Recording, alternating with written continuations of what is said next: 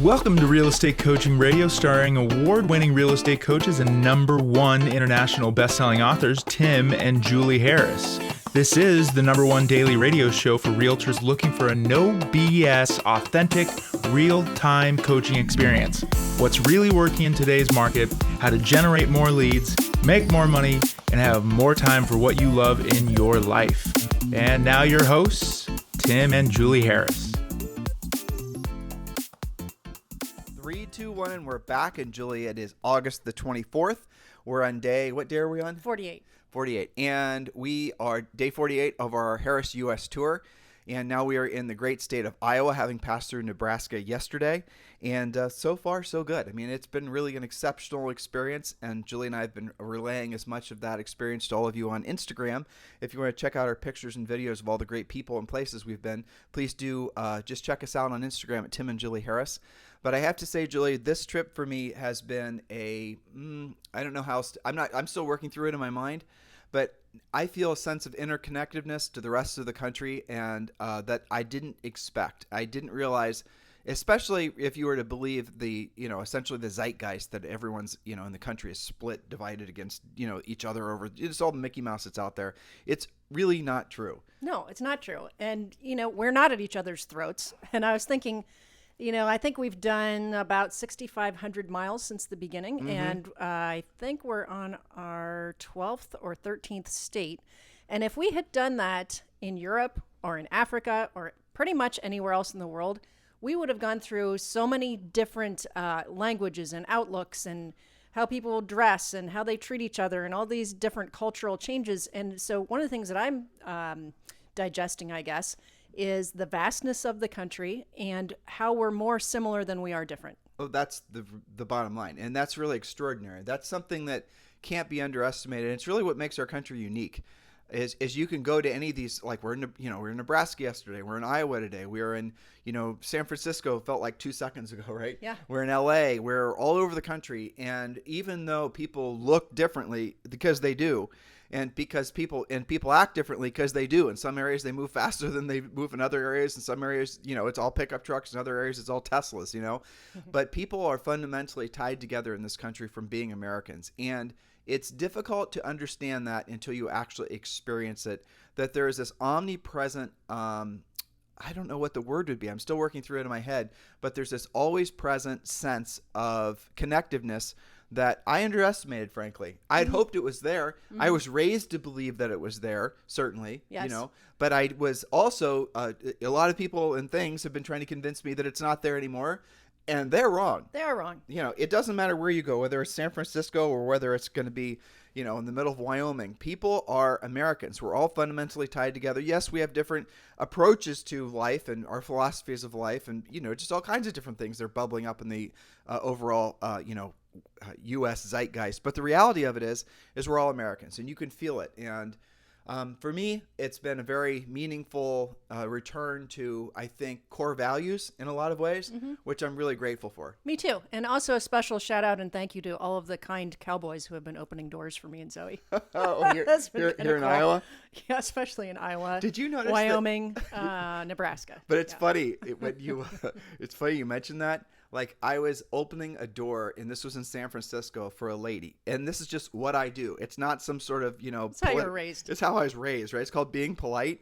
And I did have one lady basically turn around before she walked through the door, look at me, say she can open the door herself, and then open the door and walk through it herself, even though I'd stood there for probably 5 seconds holding the door open. Now there's one in every crowd. What I just thought to myself, that was a lot of energy to try to make a statement to a stranger, right? I mean, she went out of her way to try to basically teach me a lesson I don't even know on. But it's just. But I have a theory about this. Yeah. I think that you see more of that in urban environments where there's high density. Oh, yeah. And there's a higher built-in level of stress. And I think especially people who grew up in that environment, they maybe don't even realize it because it's been normalized for them. That's 100% and true. I think maybe their buttons are subconsciously pushed a little bit easier and They're a little under bit more more stress. intensely. Yeah. I mean, you can tell by how people drive and comments like that. And it is a bit more at ease in the middle of the country. Oh, wow. I mean, it's maybe a lot. You said it's a so bit. Quiet here. I don't know how to describe how much more at ease it is. Just this hotel, we're at Stony Creek here in Des Moines, which is a cute little kind of lodgy hotel. and it's so quiet.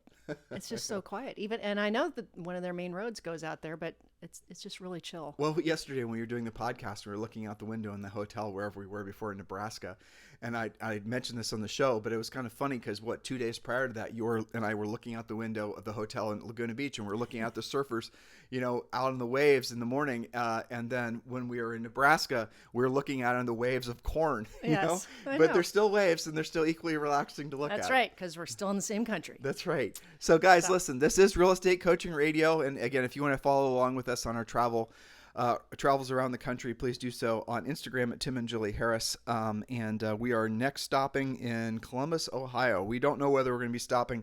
We have to, Zoe's in second grade and we have to get her back to go to school. So we're going to end the trip here in about 2 weeks? Is that what you're thinking? I think it's 10 days now. Something like that. You've been saying 10 days for 3 days. I know, but I extended it for our flight. So okay. Yes, somewhere around there, and then get her back to second grade for reals, and get my tooth fixed for real, and then we'll be back in Puerto Rico for a while. Right, which I'm looking forward to. Yes, me too. I'm looking forward to seeing our friends, in Puerto Rico, and Absolutely. and Zoe to play with all of her beach heathens, as we're fond of calling The them. beach heathens. Well, Smile. all right. So we're talking about the 7-step listing process, and this is really a drilled down podcast where we're walking you through the importance of following a system. A system really is, at the end of the day, the solution. I know you guys, well, maybe you have or haven't, but that is just one of those just truisms of life. If you want to get consistent results in life at anything you do, you create a system around it, or better yet, you copy somebody else's system so you don't have to trial and error and waste all kinds of time trying to figure out your own system. And the listing process really is a system. And here's the thing that I want all of you guys to understand. Even though people think being a listing agent is more work than being a buyer's agent, that's absolutely the biggest lie in real estate right now is what I just said, because it's not true. Being a listing agent does require more skill. That is true. Okay, that's definitely true. But once you've acquired that skill, you can you can improve it. You can go from the different levels of mastery. You go from unconscious incompetence to conscious competence to unconscious competence to unconscious competence. I may have said the same thing twice, but you guys get the gist of it, right? So once you've got the skills, your mission is just to get better at the skills, which you do through the normal course of things when you're practicing real estate. But when you're working with buyers, the stress is so it's all the time. Whether the buyer's going to be loyal to you, whether the buyer's going to change their mind, buyer's going to get their financing. They're going to buy it all. And then, by the way, hopefully you're going to be one of 30, in terms of the offers that are submitted on said house. And then maybe, hopefully, if all the stars align, you're actually going to be able to put your buyer in contract. And guys, that market is not going to change anytime soon.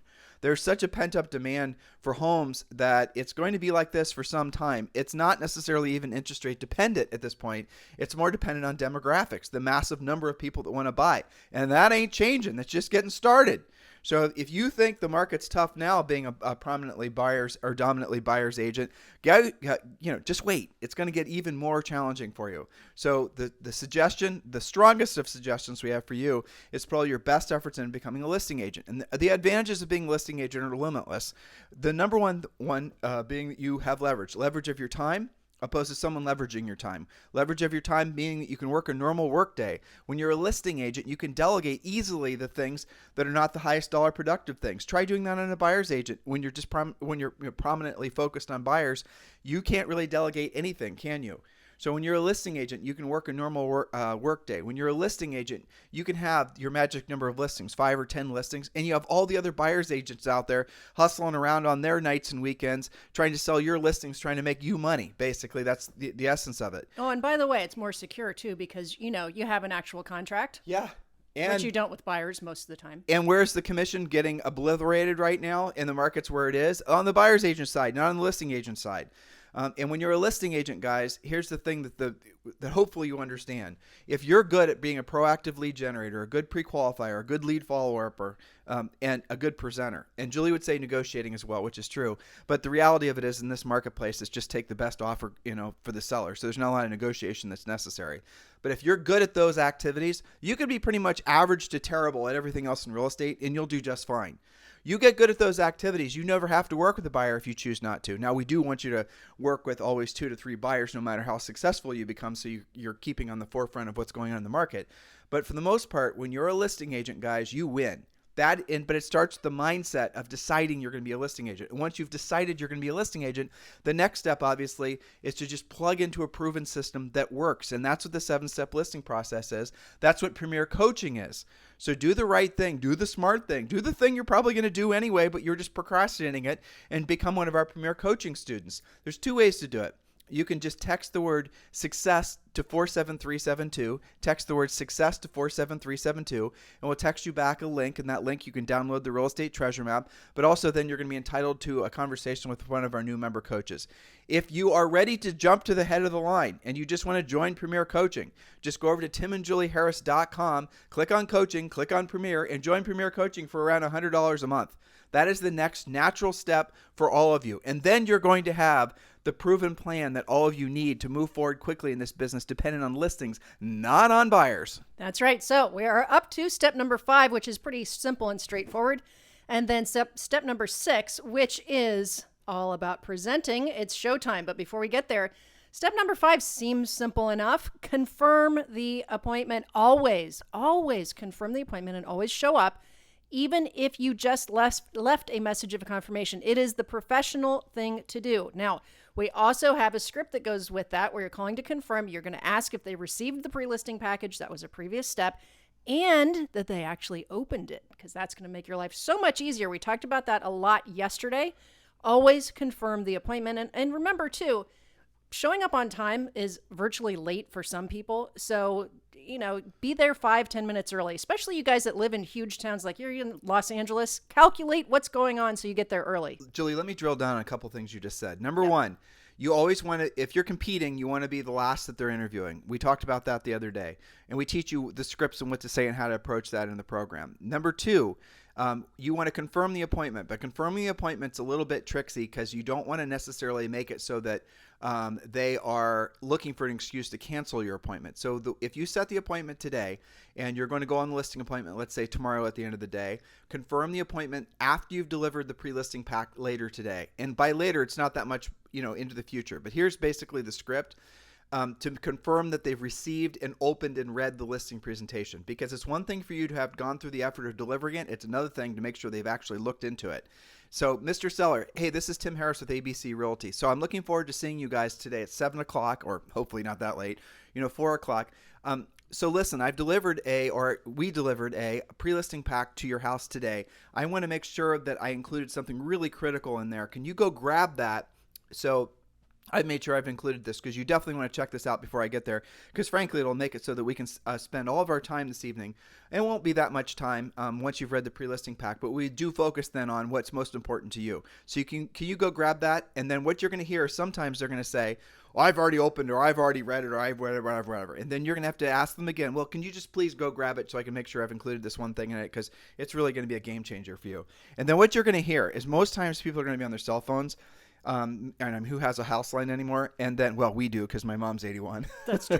But then you're going to hear them walking over to wherever the pre-listing pack is, and then you're going to hear them opening it for the first time. That's what you're going to hear. You're going to hear this.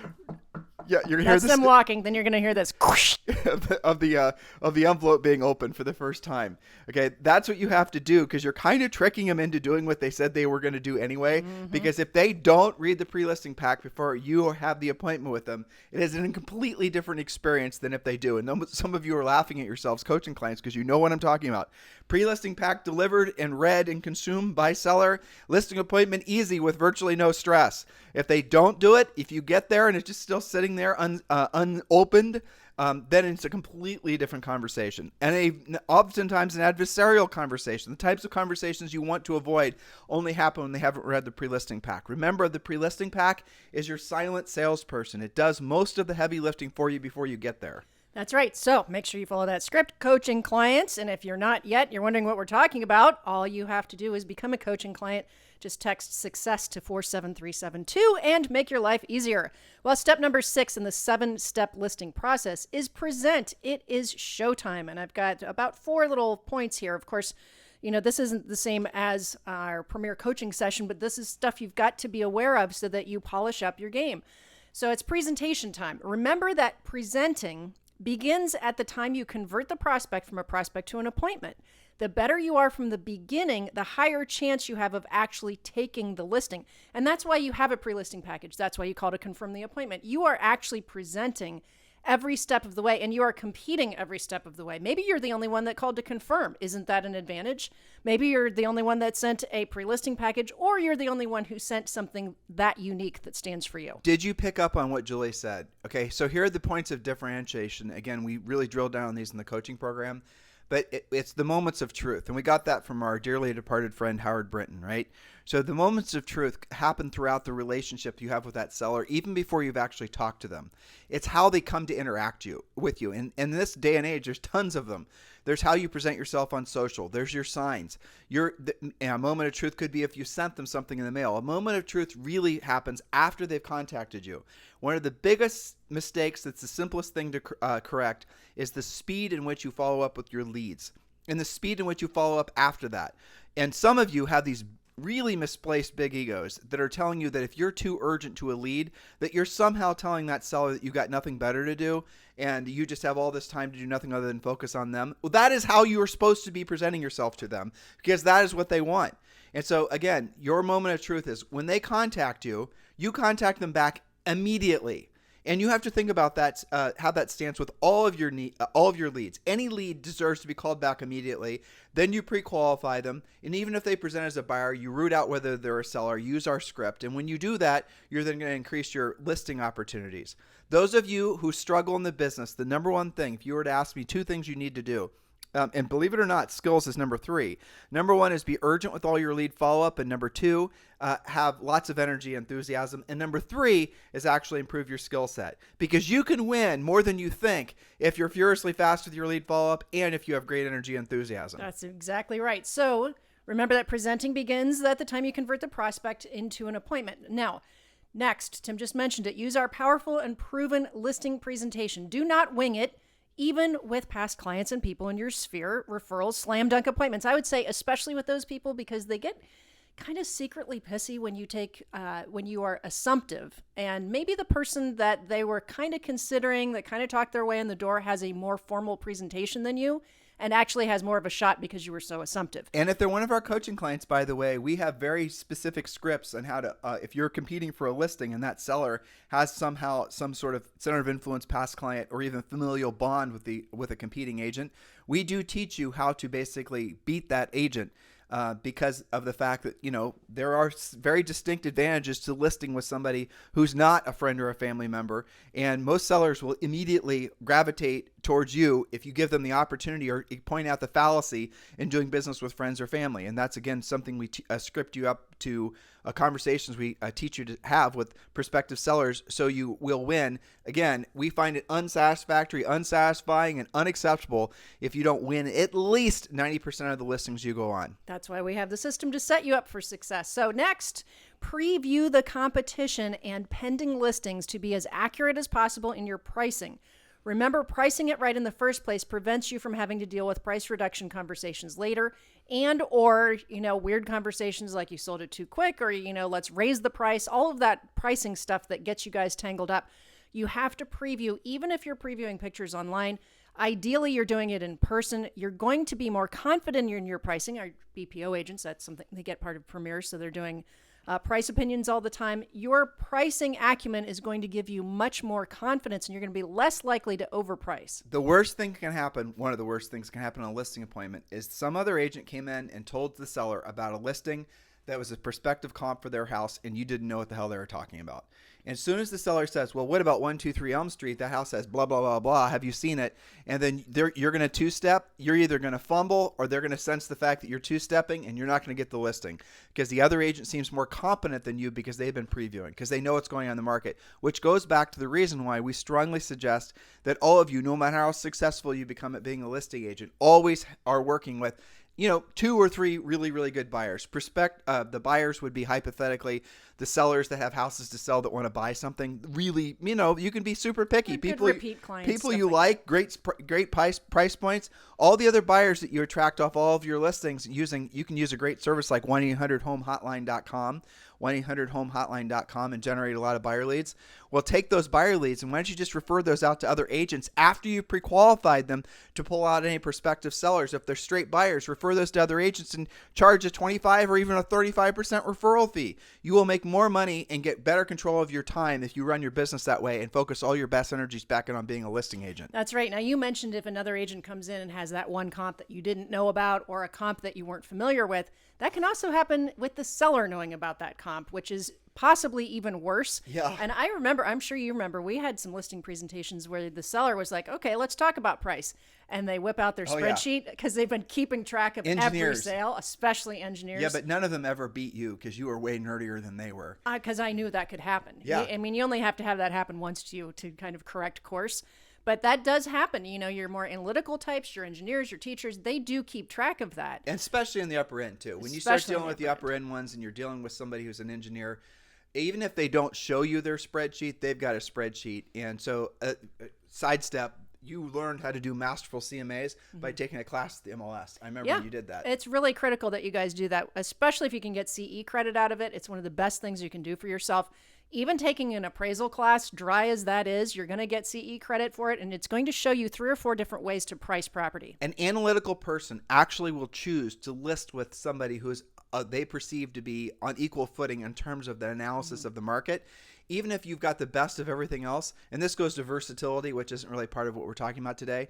But if you know you're going to be, but it is part of our pre-qualifying script, asking if there's, what they do for a living, finding out what the actual nature of the employee is, because that'll then help you to understand how to approach the presentation with that prospective seller or sellers, right? If they're a couple analytical people and you run in there and you're acting like you're some sort of super expressive, blah, blah, blah, chances are you're not going to get that listing. But if you walk in, this goes to versatility.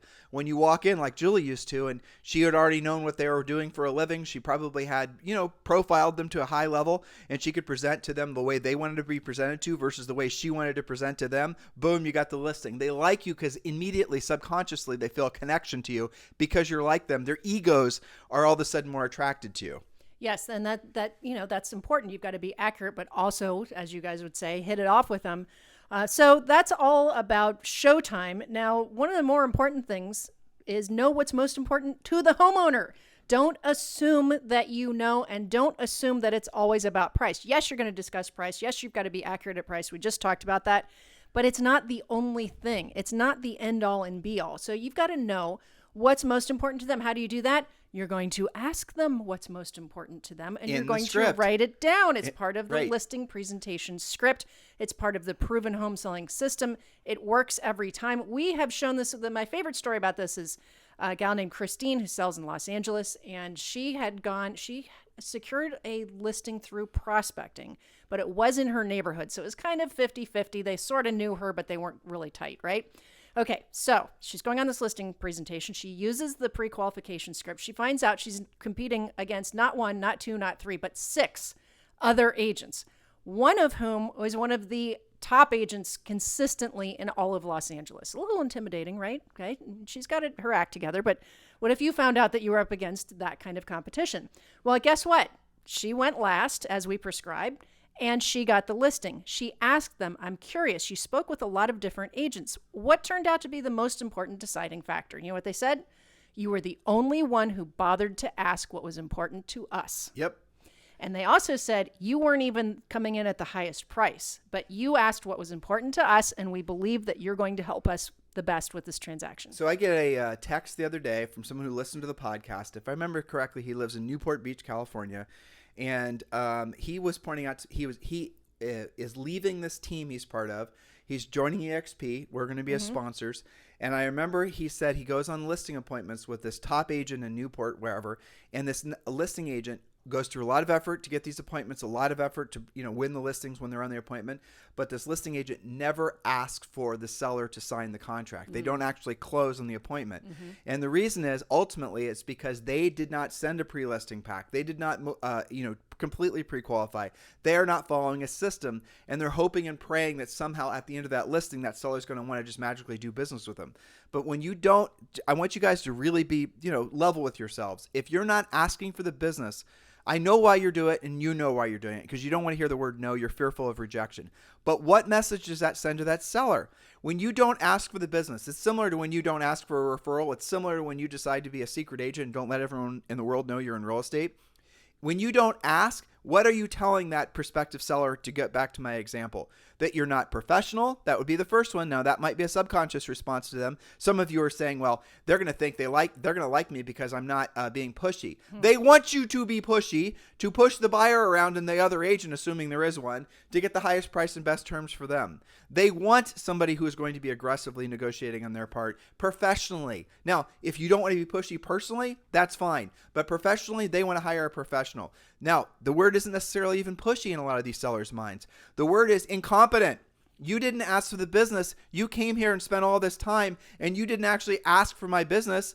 That's incompetent. Or you are simply not interested in doing business with them. That is another subconscious reaction or conscious reaction a seller is going to have to you not asking for them to sign the contract. You must not have, Tim and Julie, or rather Bob, didn't ask me to sign the contract.